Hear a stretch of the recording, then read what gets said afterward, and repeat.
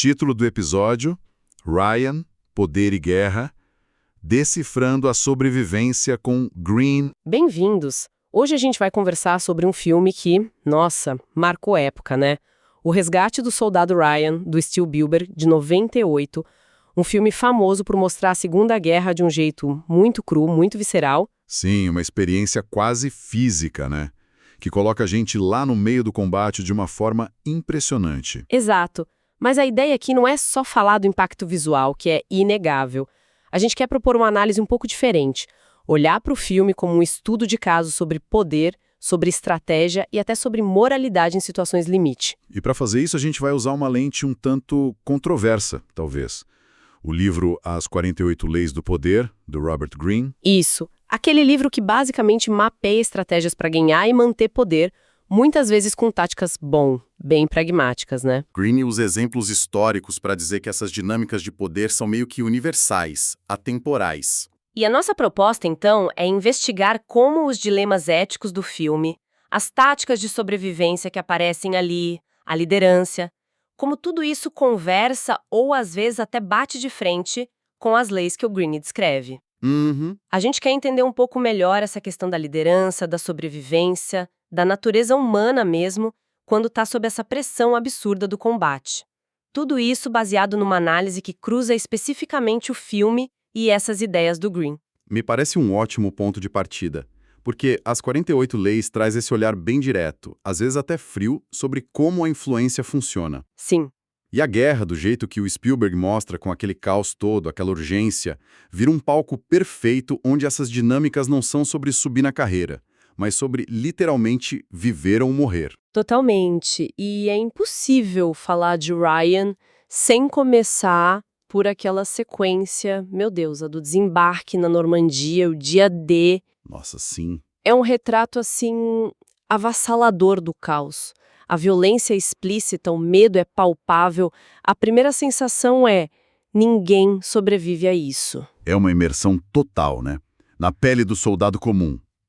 E essa cena, logo de cara, se conecta muito forte com uma das leis do Greene, a Lei 28. Seja ousado. Ah, interessante. Como assim? O que me parece fascinante ali não é só a lei em si, mas a necessidade dela. Pensa bem, com aquela chuva de balas varrendo a praia, hesitar um segundo era morte certa. É verdade. A prudência normal, naquele momento específico, seria um suicídio. Não dava para parar e pensar muito. Então essa ousadia não era nem uma escolha tática pensada, era quase um instinto de sobrevivência, um ato de desespero para avançar 1 metro que fosse? É uma boa pergunta. A linha ali é muito tênue, né? Entre a ousadia calculada e o puro desespero para sair da linha de fogo. Mas o resultado prático no fim acaba validando a lei do Greene. Como assim? A conquista daquela cabeça de praia, aquele pedacinho inicial de território inimigo, só foi possível por causa dessa ação implacável, dessa ousadia meio desesperada, mesmo com perdas humanas terríveis. Entendi. A guerra ali forçou a ousadia. Qualquer outra coisa seria fracasso total. Exato. A situação exigia isso. E aí, no meio desse pandemônio, surge a figura do Capitão Miller, o Tom Hanks. Ele é quase um estudo de caso de liderança sob pressão, né? Com certeza. E várias leis do Greene parecem se aplicar a ele, mas de um jeito complexo. Por exemplo, a Lei 1. Nunca ofusque o mestre. Como você vê isso nele? Olha, o Miller está numa hierarquia militar clara, né? Ele comanda o pelotão, mas ele recebeu ordens de cima. Ordens para essa missão específica de resgatar o Ryan. Uma missão que ele mesmo questiona, né? E os homens dele também. Exatamente. Internamente, há dúvida.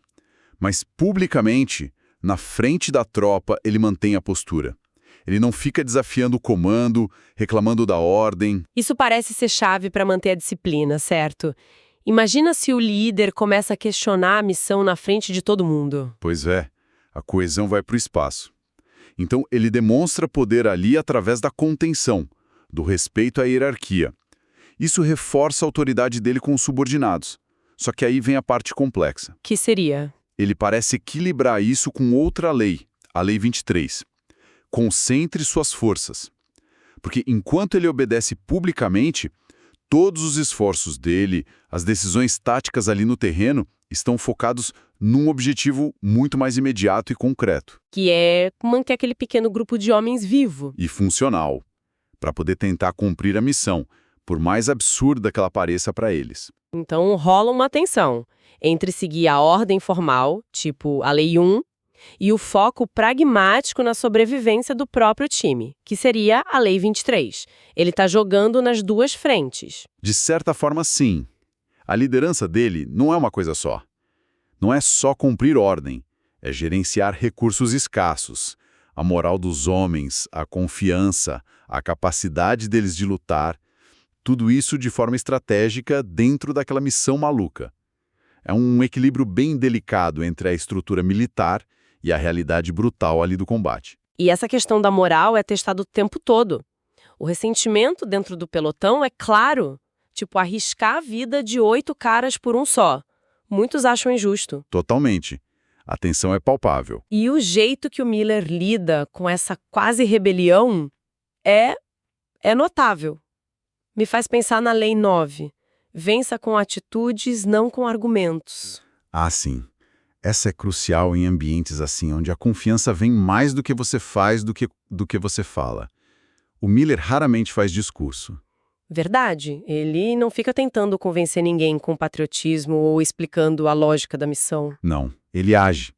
Ele está lá na lama, junto, dividindo o risco, tomando decisão difícil debaixo de tiro, mostrando que sabe o que está fazendo taticamente. Quando ele precisa ser duro, ele é firme, direto, mas sem ficar dando sermão. A impressão que dá é que as ações dele têm que ser suficientes, né? Mas será que isso sempre funciona?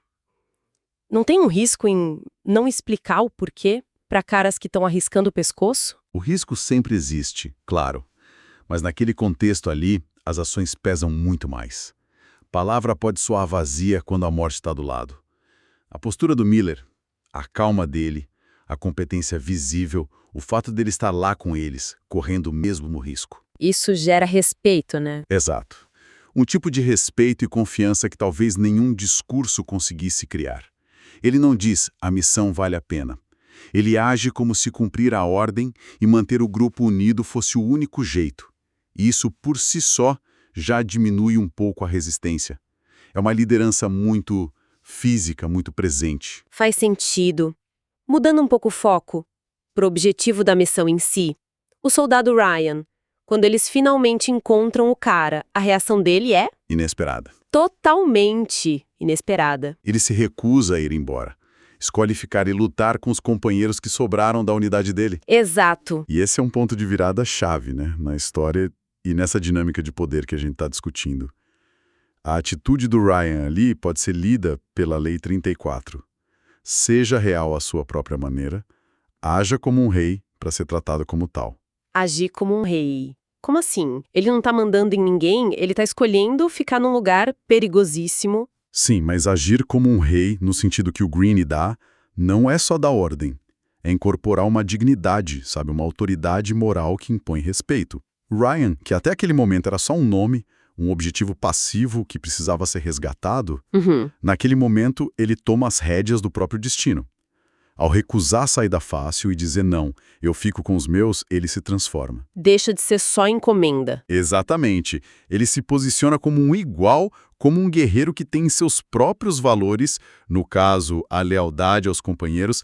Essa postura real, autêntica, firme, não só ganha o respeito imediato do pelotão do Miller, como, de certa forma, até valida o sacrifício que foi feito para chegar até ele. Ele se mostra digno daquilo. Entendi.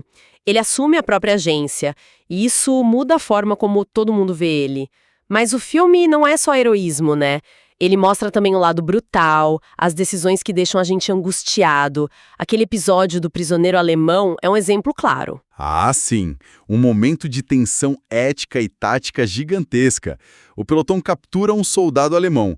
Aí começa o debate. O que fazer com ele? Tem gente que quer executar na hora. Sim, mas o Miller toma uma decisão controversa. Manda vendar o cara e soltar, para ele se entregar para os aliados mais para frente. E essa decisão volta para assombrá-los de forma trágica. Mais tarde, na batalha final da ponte, quem aparece? O mesmo alemão. Exato.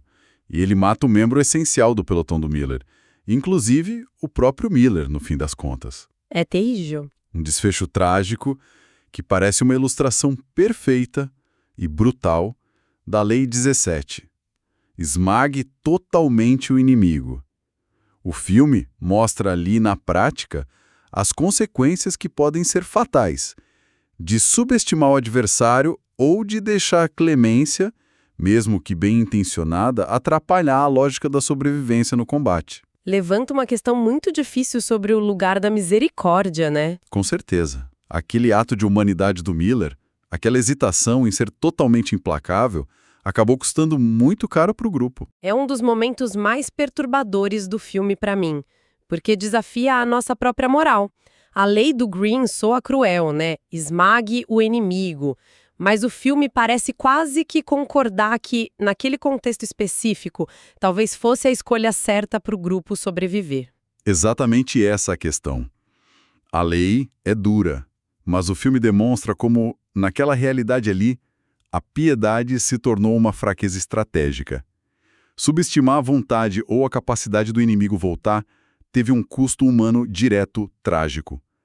É um lembrete bem sombrio de que as regras do jogo podem ser outras em situações limite. Mas olha só, apesar da gente ver tantas dessas leis do poder operando, a ousadia, a disciplina, o cálculo frio, até essa necessidade de esmagar o inimigo, me parece que o filme também puxa para outro lado, né? Ele não tá só endossando essa lógica fria do Green. Não de jeito nenhum.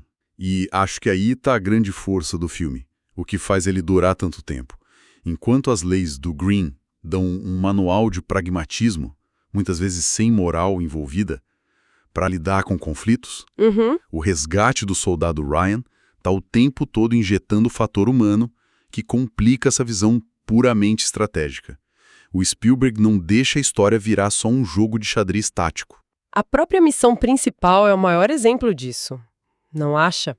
Se a gente olhar friamente do ponto de vista militar puro ou pelas leis do Green, arriscar 8 vidas experientes para salvar uma, e ainda por motivos meio emocionais de relações públicas para a mãe não perder todos os filhos, isso parece ir contra a lógica de concentrar forças, de eficiência. Totalmente.